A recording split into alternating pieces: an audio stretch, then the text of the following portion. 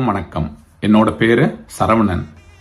நம்ம இன்னைக்கு என்ன குறள் பார்க்க போறோம்னா, அது அறத்துப்பால்ல வர அவாவறுத்தல் அப்படிங்கிற அதிகாரத்துல வர 365வது குறள் நம்ம பார்க்க போறோம். அவா அறுத்தல்னா வேற ஒண்ணும் இல்லைங்க. அவானா ஆசை, அறுத்தல்னா ஆசையை ஒழிக்கிறது. அதை பத்தி உள்ள அதிகாரம் தான் இது.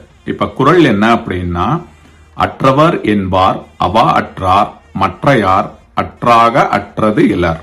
சோ இதோட பொருள் என்னன்னா, அற்றவருக்கு ரெண்டு விதமான பொருள் சொல்றாங்க. ஒன்னு பிறவியற்றவர், இன்னொன்னு பற்றற்றவர்.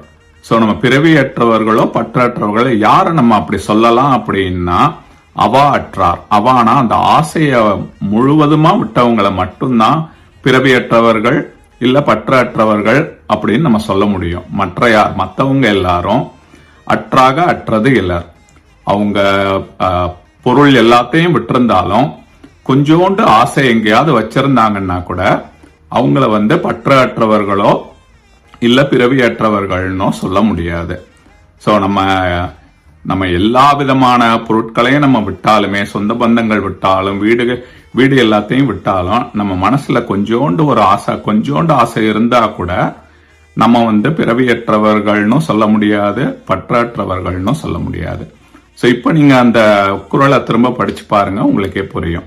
அற்றவர் என்பார் அவா அற்றார் மற்றையார் அற்றாக அற்றது இலர். நன்றி, வணக்கம்.